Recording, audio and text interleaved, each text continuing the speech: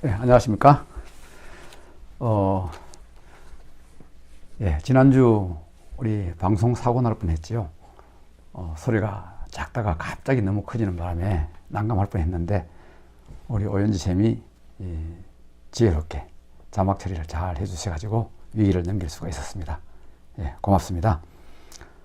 오늘 설계 제목은 예수님의 마음을 찾아 떠나는 여행. 지난주 제목은 하나님의 마음을 찾아 떠나는 여행.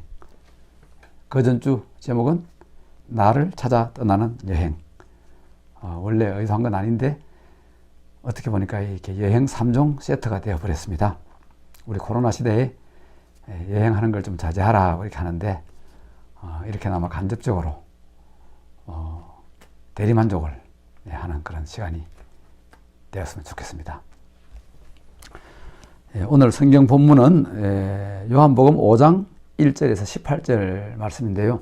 내용이 좀 길거든요. 그래서 우리가 대충 이야기들은 뭐 여러분들 다 아는 걸 거예요. 요한복음 5장에 그 베데스다 연못가에서 38년 된 병자를 예수님이 고치는 그런 이야기인데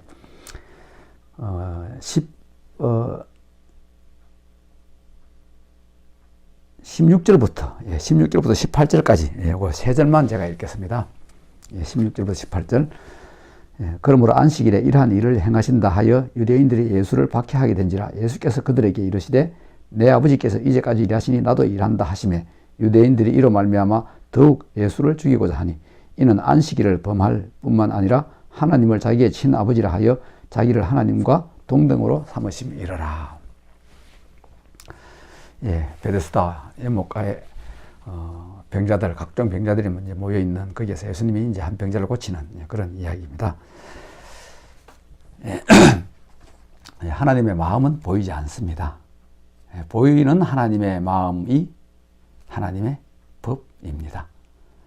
하나님은 보이지 않습니다. 그러면 보이는 하나님은 예수님이죠. 요한복음 14장에 보면은 예수님이 빌립한테 말하기를 나를 본 자는 아버지를 보았거늘 어찌하여 아버지를 보이라 하느냐. 그렇기 때문에 우리가 예수님이 어떻게 행하시고 어떻게 말씀하셨는지를 보면은 하나님의 마음을 볼 수가 있고요. 또 하나님의 법, 기록된 율법의 올바른 의미를 알 수가 있습니다. 지난주 설교 중에 제가 안식일 법을 주신 하나님의 의도는 일을 하지 말라는 데 초점이 있는 것이 아니라 하나님의 창조의 질서를 회복하는 것과 관련이 있다. 이렇게 말씀드린 바가 있습니다. 하나님의 창조 질서라는 이런 관점에서 보면은 사람이 병들었다 하는 거, 이것도 따지고 보면은 우리들 신체 속에 이미 심겨진 창조 질서가 깨어져서 비정상적으로 되어 있는 상태, 그렇게 말할 수가 있겠습니다. 혈액이 원활하게 돌아야 되는데 어디 한쪽이 막혀서 잘 돌지 않는다든지, 그래서 영어로 이 병이라는 단어가 이제 disorder라는 단어가 있잖아요. 그리고 오다 상태가 아닌 걸 말하는 거죠. ORDEL, 이 오다라는 건 뭡니까? 명령을 말하는 거죠. 명령. 그런데 이 오다라는 단어가 명령이라는 뜻도 있지만은 질서라는 뜻도 있거든요. 그래서 disorder, 질서가 깨어진 상태. 즉 우리가 병들었다는 것은 우리 신체의 질서가 깨어진 상태다. 이런 뜻이겠죠.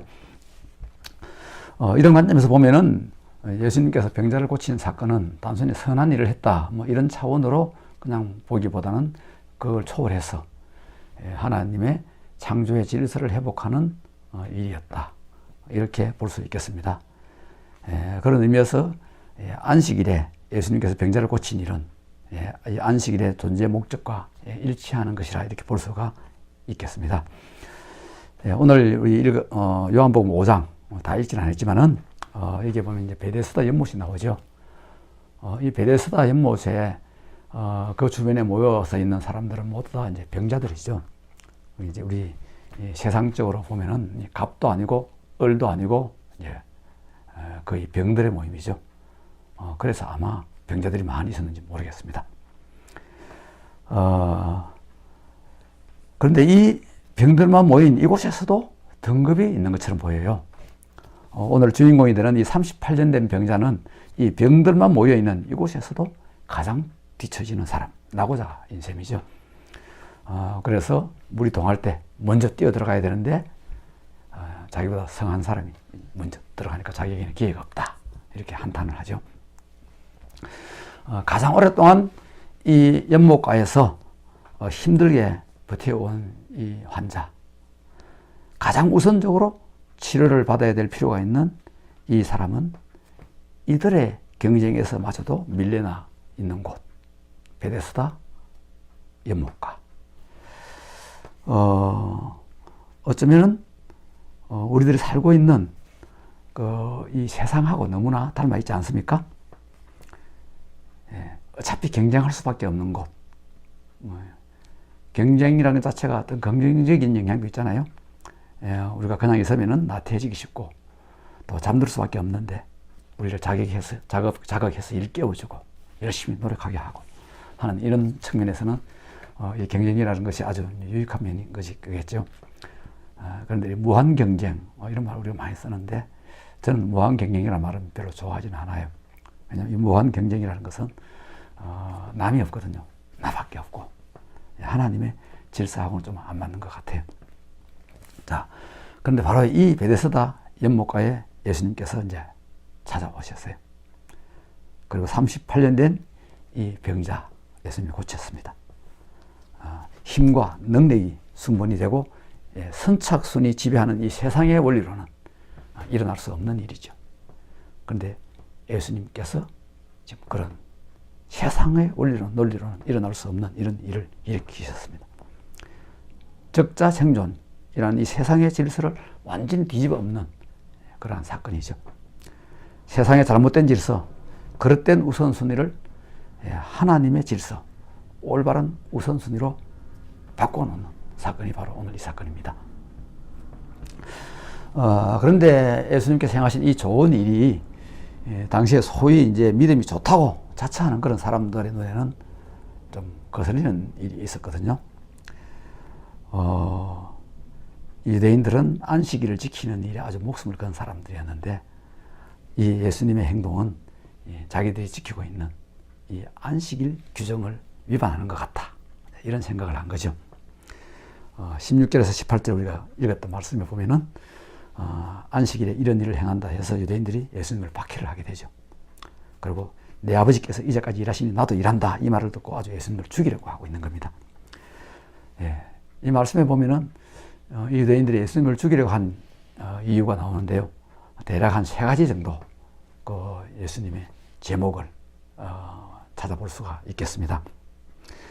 첫 번째는 예수님이 병을 고친 이 일 때문에, 이 예수님의 행동 때문에 마음이 좀 안 좋았죠. 이 사람들이 이제 안식일을 더 철저하게 지키기 위해서 그 율법을 해석해 놓은 해석 체계가 미시나라는 책에 이제 기록되어 있는데 그 책에 보면은 안식일 날 해서는 안 될 금지 사항들 한 39가지 정도가 구체적으로 이제 나열되어 있거든요. 물론 그 각 항마다 또 6개씩 부칙이 있고요. 그런데 이 내용 중에 보면은 안식일 날 병자를 고치면 안 된다, 뭐 치료를 하면 안 된다, 이런 말은 거기 구체적으로 들어있는 내용은 없고요. 다만 이제 다른 이제 부칙이나 이게 보면은 안식일 날 치료를 하되 응급 환자가 죽지 않을 정도로 기본적인 치료까지는 용인될 수 있다, 뭐 이제 그런 항이 있습니다. 그런데 예수님께서 고치신 이 38년 된 병자, 과연 응급 환자일까요? 저는 아니라고 생각하는데, 왜냐, 38년 동안 그냥 이 모양으로 그럭저럭 살아왔잖아요. 이 환자 오늘 고치지 않고 내일 고치더라도 별로 문제될 게 없을 것 같아요. 그런데 예수님께서 보라는 듯이 안식일 날 이 환자를 좀 고치신 겁니다. 그런데 바로 이제 이 일이 이 사람들이 보기에는 좀 괘씸한 거죠. 예수님께서 은혜의 주님이신데 이 상황에서 일을 은혜스럽게 처리를 하지 못한 것 같아요. 왜냐면 어차피 내일 고쳐도 이 사람 고침 받을 건데 하루 기다렸다가 이 유대인들하고 갈등도 좀 없애고 누이 좋고 매부 좋고 이렇게 은혜스럽게 일을 처리하면 좋을 텐데 은혜의 예수님이 이 일을 은혜스럽게 처리하지 못하고 그냥 덜컥 안식일을 고침으로써 유대인들하고 갈등 관계를 만드는 거죠. 왜 예수님께서 이렇게 했는지 그 이유는 우리가 한번 생각을 해봐야 되겠죠. 그러니까 예수님께서 일부러 이제 시비를 거는 모양이죠. 예수님께서 그러니까 이제 이 유대인들이 보기에는 예수님께서 좀 인기도 올라가고 사람들도 많이 따라다니고 그리고 요즘식으로 하면은 페이스북에 글 올리면은 댓글도 막 좋아요 빵빵 눌러주고 그러니까 좀 이제 시건방진 것 같아 이런 생각을 했겠죠. 조금 더 원색적으로 표현하면은 저 새끼 저거 가만두면 안 되겠는데 더 크기 전에 조직의 쓴맛을 좀 보여줘야 되겠어. 야 저놈 손 좀 보자. 이 괘씸한 놈. 이렇게 생각을 했겠죠. 그래서 예수님께 첫 번째 적용의 제목은 괘씸죄 되겠습니다. 옛날에 우리나라에도 어떤 사람이 자기 마음에 들지 않으면 막 가차없이 괘씸죄로 막 잡아간 적이 있었거든요. 두 번째로는 예수님께서 하신 일어나 내 자리를 들고 걸어가라 하는 이 예수님의 말 때문에 이 사람들이 심기가 상당히 불편했습니다. 아까 앞에 언급했던 미신나라는 책에 그 안식일 동안에 해서는 안 되는 39가지 항목 중에서 제일 마지막 39번째가 뭐냐면요. 물건을 한 곳에서 다른 곳으로 옮기는 일. 이 일은 안식일을 해서는 안 되는 일이다. 이렇게 되어 있는데 예수님께서 이 환자에게 내 누워있던 침상을 들고 일어나 걸어가라. 이렇게 말을 한 것은 이 39번째 여기에 위배되는 거죠. 제목은 뭡니까? 교사죄, 범죄 지도죄, 교사죄가 되겠습니다. 세 번째는 뭐냐니까 내 아버지께서 이제까지 일하신 나도 일한다 하는 이 예수님의 말 때문에 이 사람들은 아주 예수님을 죽이려고 하셨어요. 첫 번째, 두 번째하고는 이건 또 비교가 되지 않을 정도로 엄청난 말이거든요. 이건 바로 내가 하나님이다 하는 말하고 같은 말이죠. 유대인들도 분명히 예수님이 이 말을 어떤 의도에서 했는지를 알았어요. 그래서 보면 18절 뒷부분에 보니까 하나님을 자기의 친아버지라 하여 자기를 하나님과 동등으로 삼으심이라라. 그러니까 예수님이 어떤 의도로 이 말을 했는지 알았어요. 그것 때문에 화를 냈고요. 내 아버지께서 이제까지 일하시니 나도 일한다. 이 말을 조금 더 풀어서 이야기를 하면은 하나님께서는 6일 동안 천지 창조를 하셨잖아요. 7일째는 안식을 하셨는데 하나님의 안식은 뭐야? 몸이 피곤해서 너무 열심히 일해서 피곤하니까 그냥 쉬어야 되겠다. 하나님은 그런 분은 아니잖아요. 하나님께서 안식하신 것은 자신이 만들어 놓은 이 세계가 자신의 의도대로 된 것을 보고 마음이 흡족하고 마음이 편안해져서 그 흡족한 상태를 하나님이 안식하신 거라. 이렇게 표현을 할 수가 있겠죠. 하나님은 안식일 날도 사실은 재창조의 일을 계속하고 계시잖아요. 만들어진 이 세상을 유지하고 보수하고 관리하는 일을 하나님이 하루도 안 하면은 이 세상이 돌아갈 수가 없죠. 태양을 중심으로 지구가 돌고 있는데 만일 안식일이니까 오늘 하루 쉬었다가 내일부터 돌자. 달에게도 마찬가지고요. 또 식물이 수분을 땅에서 흡수를 해야 되는데 양분을 흡수를 해야 되는데 오늘은 안식일이니까 놀고 내일 흡수하자. 이렇게 해서 어떤 일이 일어나겠습니까? 그러니까 하나님 외에는 안식일에 일을 해서는 안 된다. 이게 유대인들의 생각이었거든요. 왜냐하면 하나님은 안식일 법을 만드신 분이고 그래서 안식일 법에 매이지 않고 안식일에도 자유롭게 마음대로 일할 수 있는 유일한 존재 바로 하나님이라는 거죠. 그런데 예수님께서 내 아버지께서 이제까지 일하시니 나도 일한다. 나도 일한다. 안식일날. 이 말 속에는 나는 창조자이고 안식일법의 제정자이기 때문에 나는 안식일법에 매이지 않는다. 나는 안식일의 주인이다. 안식일이 나를 지배하는 것이 아니라 내가 안식일을 지배한다. 안식일의 진정한 뜻은 내가 정한다. 너희들의 안식일 해석은 틀려먹었다.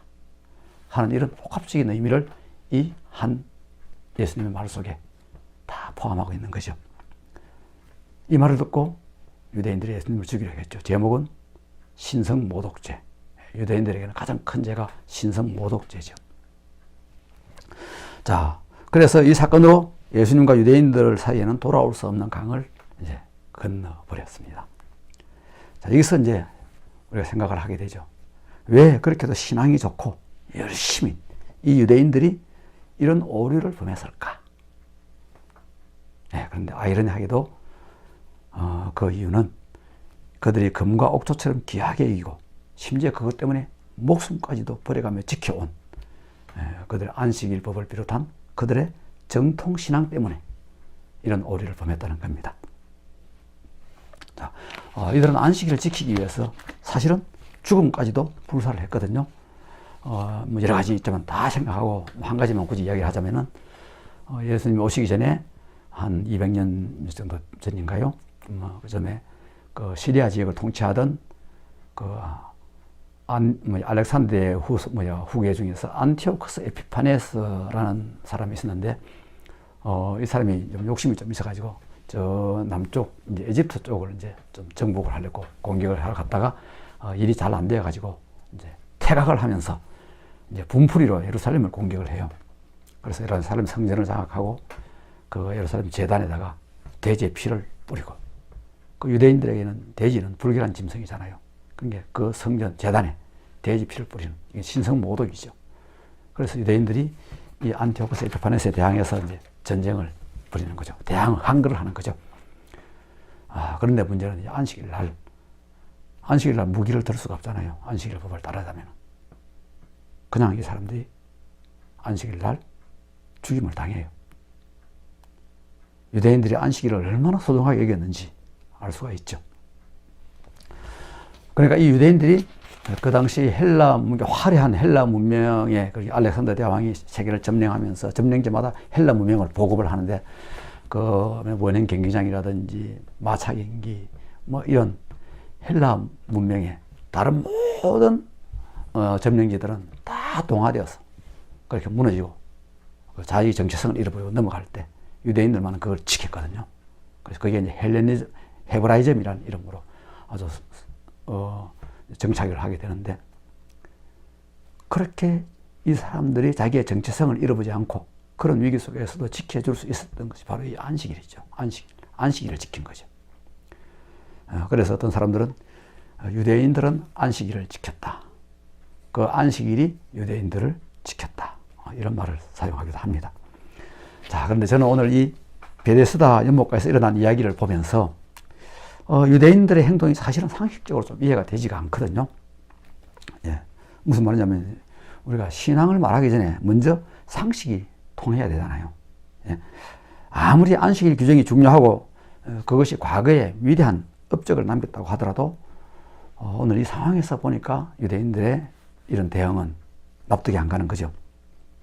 이건 아니다 싶은 거죠. 예. 38년 된 병자가 그 38년 동안 얼마나 어려움을 당했겠습니까? 마음의 상처, 자기 가진 재산 다 탕진하고.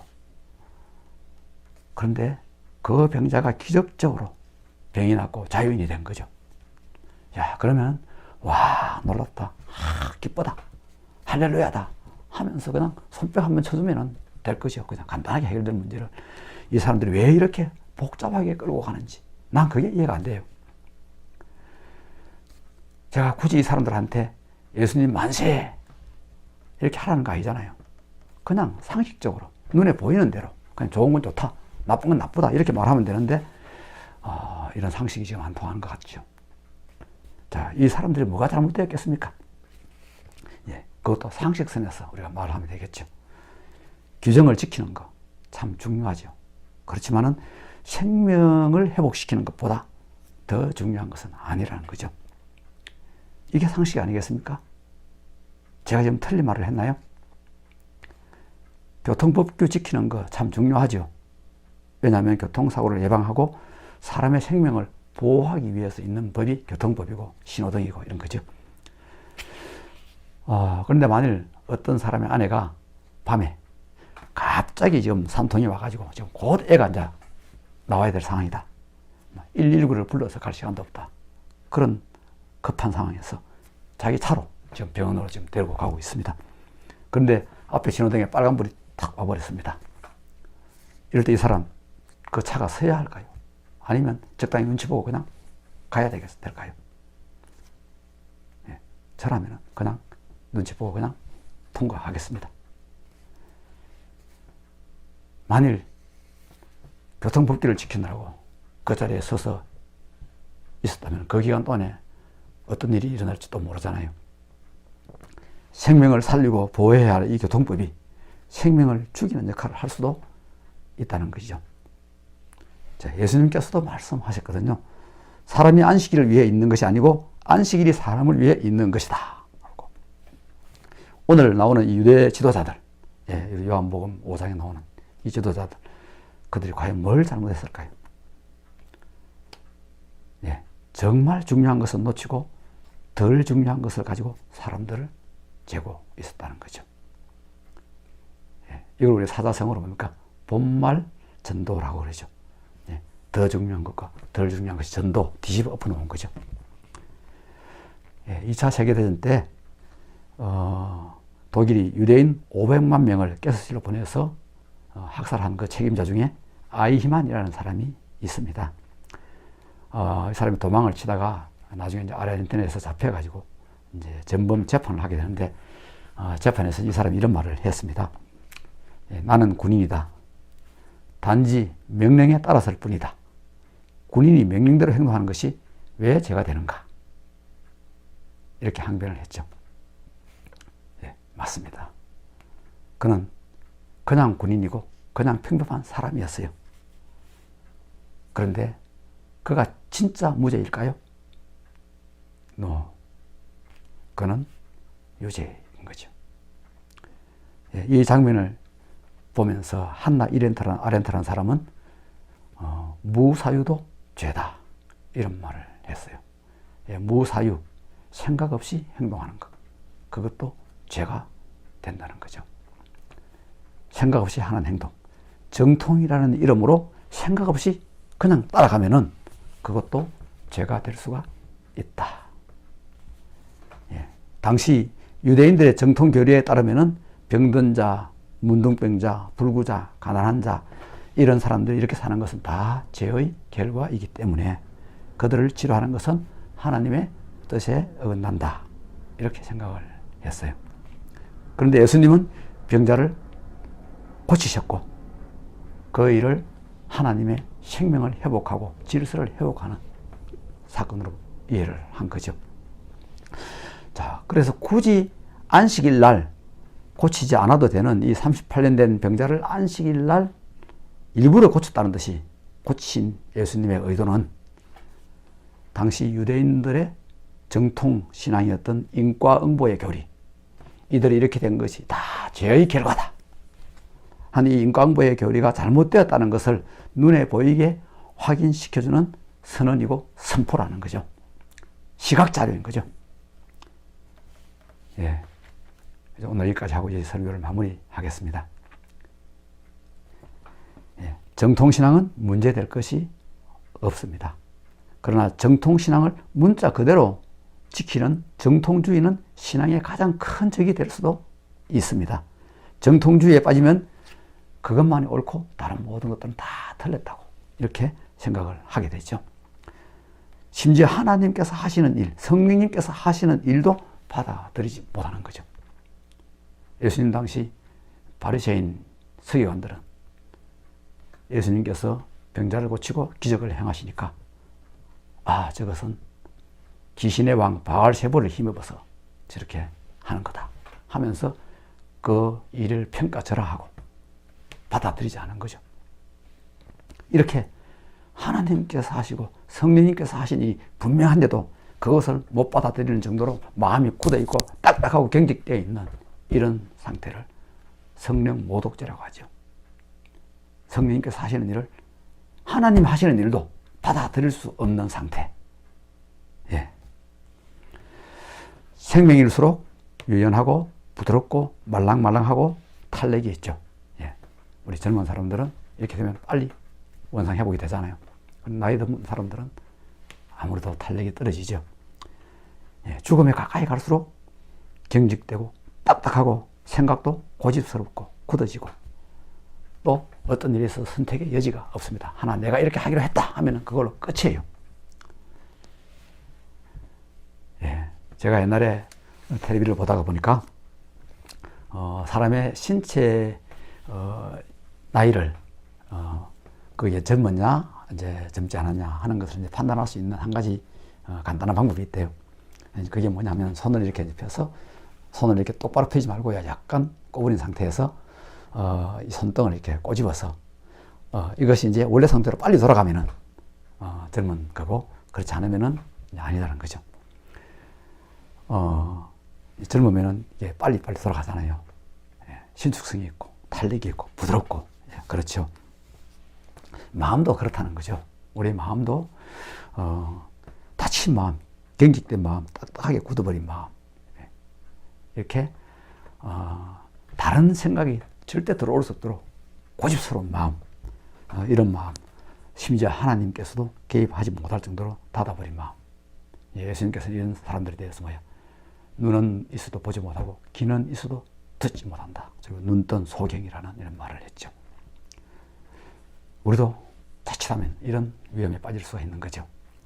자, 그러므로 우리는 항상 열린 마음과 부드러운 마음으로 성령님께서 내 마음 속에, 내 삶 속에 개입할 수 있는 여지를 항상 남겨두고 그렇게 여유를 가지고 내가 지금 가지고 있는 생각이 완벽하거나 끝이 아니라는 것을 알고 그렇게 부드러운 마음으로 하나님 앞에 늘 서야 할 것입니다. 물려받은 전통을 잘 지키고 배운 대로 열심히 사는 거 참 중요합니다. 그러나 그렇게 하는 것만이 능사가 아니죠. 이 잘못된 열심, 이거는 없는 것보다 오히려 더 못할 수도 있죠. 아까 성령 모독죄처럼 자칫하면 마귀의 앞잡이가 될 수도 있다는 거죠. 그럼 우리는 어떻게 해야 되겠습니까?